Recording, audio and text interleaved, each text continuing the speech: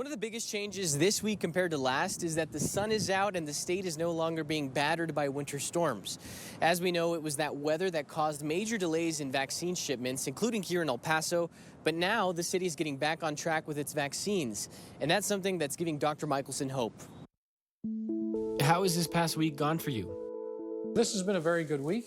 We're very fortunate that El Pasoans continue to receive the vaccine at a rate higher than the rest of Texas.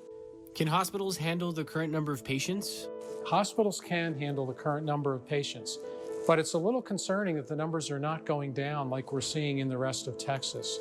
For the last 5 or 6 weeks, we've been staying around 400 patients in hospital here in El Paso, while the rest of Texas has dropped about 65%.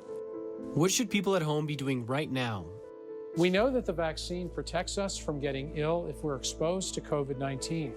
What we don't know is whether the vaccine will also prevent us from acquiring and spreading the germ. So a number of people with COVID-19 are asymptomatic. It's possible if you don't wear your mask that you could take up COVID-19 in your nose and spread it to someone not vaccinated, even though you don't feel sick at all. What's the most eye-opening thing you've seen this week?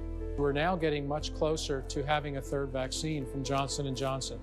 The FDA has indicated that they believe the J&J vaccine meets emergency use authorization. That process now has to play out, but I'm hopeful within the next 10 days we'll have a third vaccine.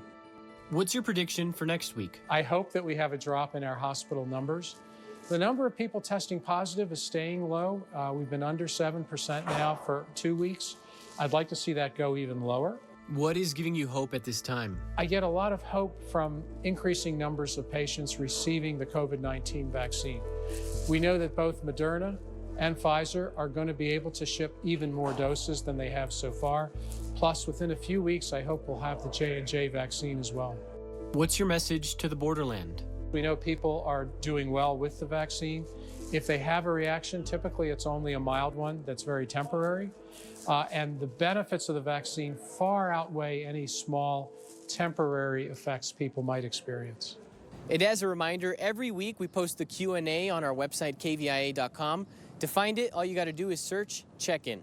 Mauricio Casillas, ABC7.